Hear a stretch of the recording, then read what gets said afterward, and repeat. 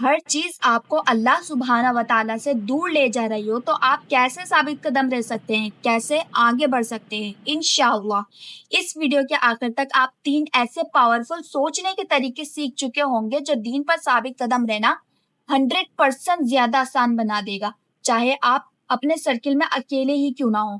تو اب اگلے چند منٹس کے لیے مجھے آپ کے چند منٹس پوری توجہ کے لیے چاہیے۔ ابھی اسی وقت ویڈیو کو پاز کریں اور فل اسکرین پر لائیں، ہر ڈسٹریکشن سے دور ہو جائیں اور یہ ویڈیو بغیر کسی اسکپ کے دیکھیں تاکہ آپ کسی بھی امپورٹنٹ بات کو مس نہ کر دیں انشاءاللہ۔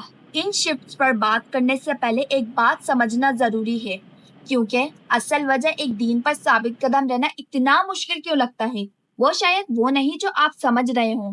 یہ سب شروع ہوتا ہے ایک ایسی چال سے جو ہر مسلمان بنا سمجھے اس میں پھنس جاتا ہے، اور اگر آپ اسے پہچان نہیں لیتے تو آپ بار بار گرتے جائیں گے۔ یہ ہے وہ چھپی ہوئی چال۔ ہم اپنی ثابت قدمی جذبات پر ریلائی کرتے ہیں، ہم موٹیویشن کا انتظار کرتے ہیں، ہم اپنی ضروریات کا انتظار کرتے ہیں، ہم اللہ سے کنیکٹ ہونے کا احساس کرنے کا انتظار کرتے ہیں، اور یہ ہے اس کا مسئلہ۔ جذبات دائرے میں گرتے ہیں، یہ لمبا نہیں چل سکتے، یہ اٹھتے ہیں اور گرتے ہیں بالکل لہروں کی طرح۔ لیکن آپ کا دین وہ ہر حال پر قائم رہنے کی کوشش اسی طریقے سے کر رہا ہے۔ کبھی کبھی بیان کے بعد یا رمضان کے دوران روحانی جذبات ابھر آتے ہیں، لگتا ہے جیسے ہم دنیا جیت لیں گے، سب کچھ بدل دیں گے۔ لیکن کچھ ہی ہفتوں بعد وہ جذبات وہ آگ بجھ جاتی ہے، دنیا کی ڈسٹریکشن پھر سے آسان لگنے لگتی ہے اور آپ حیران ہو جاتے ہیں کہ اچانک دین پر قائم رہنا اتنا مشکل کیوں ہوتا ہے۔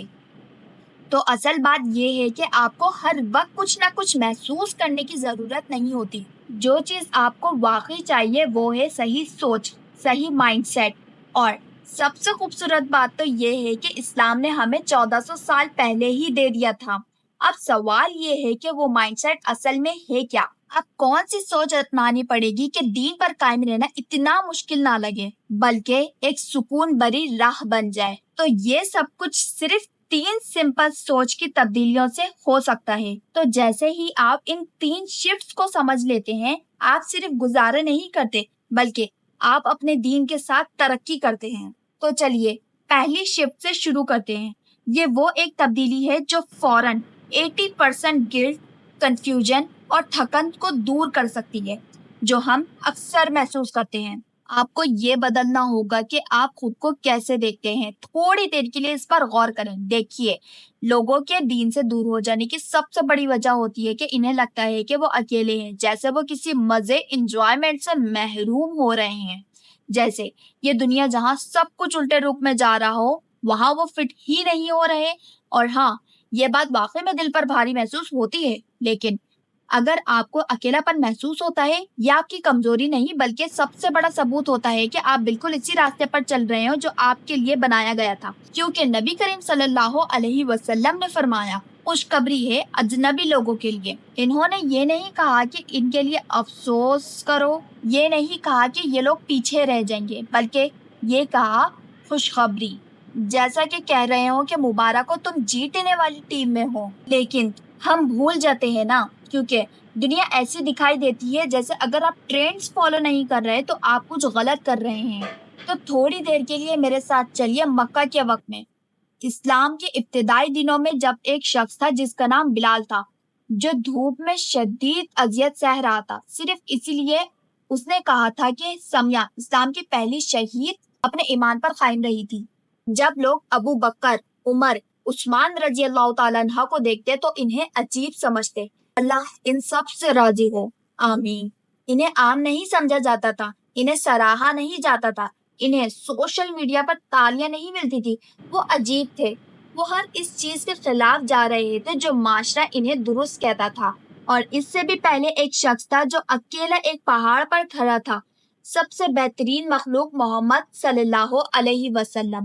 صفا پہاڑ پر چڑھے اور اپنی قوم کو بلایا، انہیں خبردار کیا جو آنے والا ہے، اس سے بچنا چاہیے اور صرف اللہ کی عبادت کرنی چاہیے۔ لیکن سننے کے بجائے انہوں نے مذاق اڑایا، انہوں نے نظر انداز کیا اور انہوں نے نفرت دکھائی۔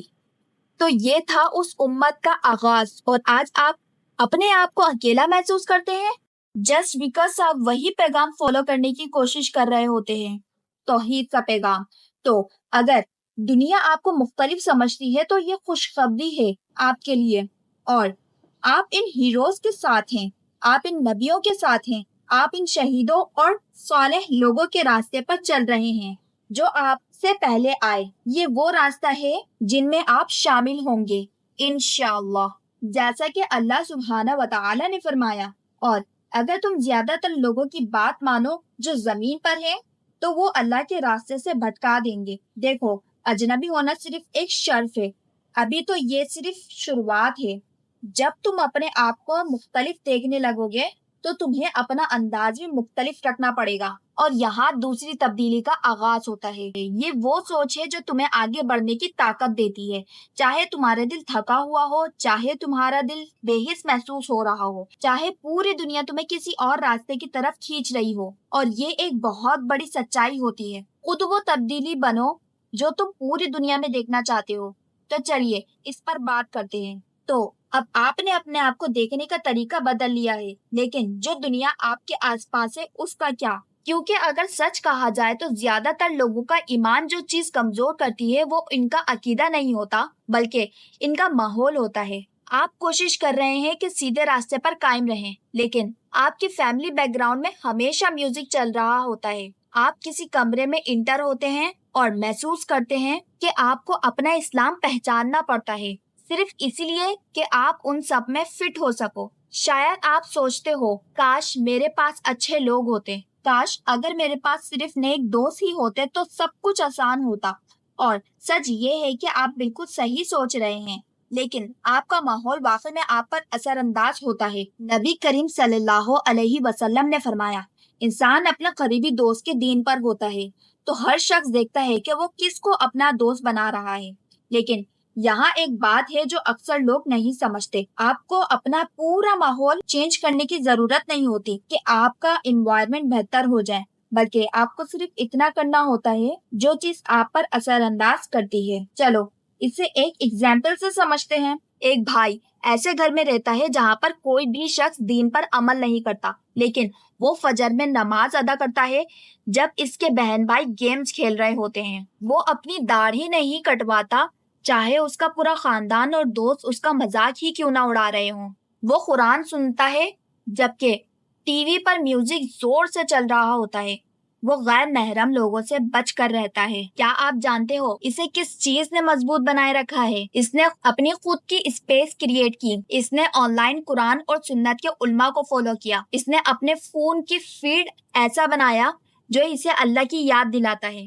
وہ مسجد جاتا تھا چاہے اسے اندھیرے میں ہی اکیلے مسجد کیوں نہ جانا پڑے، اور دھیرے دھیرے اس کا دل اپنے ماحول پر ڈیپینڈ کرنا چھوڑ دیتا ہے۔ تقوی پر قائم رہنے کے لیے اس نے اپنا خود کا انوائرمنٹ بنایا، اور پھر کیا ہوا؟ ایک اصل بات، اس کا ایک کزن نماز پڑھنے لگا، پھر اس کا چھوٹا بھائی اس سے پوچھنے لگا کیا وہ اس کے ساتھ مسجد جا سکتا ہے؟ ایک چیز بدلنے لگی۔ کیوں؟ کیونکہ اس نے پرفیکٹ لوگوں کا انتظار نہیں کیا، اس نے خود کو ایک ایسا شخص بنا لیا جو لوگوں کو دین کی طرف اٹریکٹ کرتا ہے۔ اب آپ کی اگلی تبدیلی شروع ہوتی ہے۔ یہ سمجھنا چھوڑ دے کہ آپ کو ہر کسی سے تعلق توڑ دینا ہے۔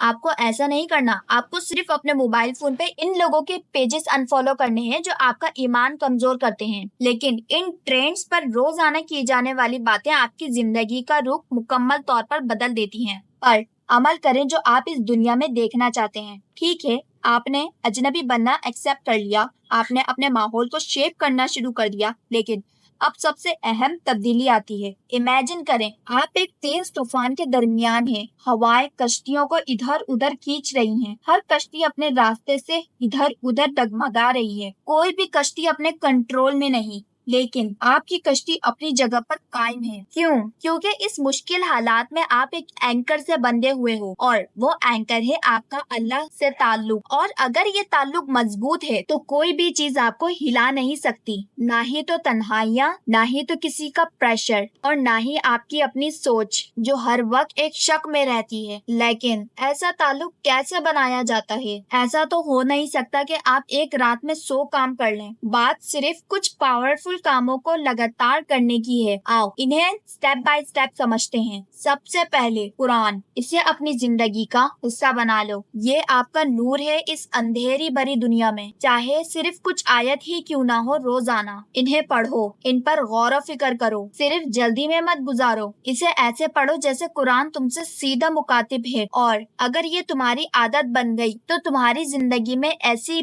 बरकत और रहमत आएगी जो तुम सोच भी नहीं सकते। और ये कुछ ऐसा है जो मैंने खुद महसूस किया है। तो कुरान से दोस्ती करो और इसे अपनी जिंदगी का लाजमी हिस्सा बनाओ।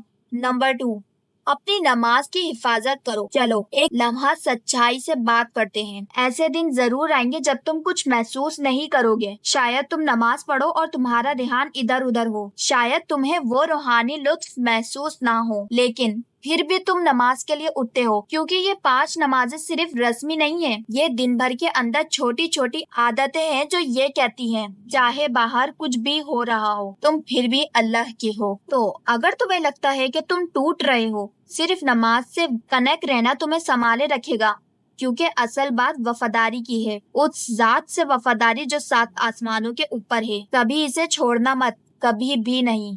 नंबर 3, ज्यादा से ज्यादा जिक्र और दुआ करें। मैं आपको इस्लाम के खूबसूरत राज बताती हूँ। कभी कभी सबसे ज्यादा ताकतवर पावरफुल चीजें सबसे आसान होती हैं। आप अपने बेड पर लेटे हुए, कार में बैठे हुए या मार्केट जाते हुए बस कह सकते हैं ला इलाहा इल्लल्लाह, और उसी लम्हे में आप ऐसी बात कह रहे होते हो जो अगर उसे 7 आसमानों, उनके रिहाइशों और 7 जमीनों के 7 तराजुओं में रखा जाए तो ये उन सब पर भारी होगी। तुम सोच सकते हो, सिर्फ एक जुमला, फरिश्ते इसे आपके नामे अमाल में लिखते हैं और इसका वजन लामहदूद होता है। इसीलिए जिक्र को अपनी रोजाना की आदत बना लो और दुआ को अपना पहला रिएक्शन बनाओ जब जिंदगी मुश्किल लगे। और सबसे जरूरी बात, अच्छे वक्त में भी, क्योंकि रसूल सल्लल्लाहु अलैहि वसल्लम ने फरमाया, जो शख्स चाहता है कि अल्लाह उसके मुश्किल वक्त में दुआ कबूल करे, उसे चाहिए कि वो आसानी के वक्त में ज्यादा दुआ करे।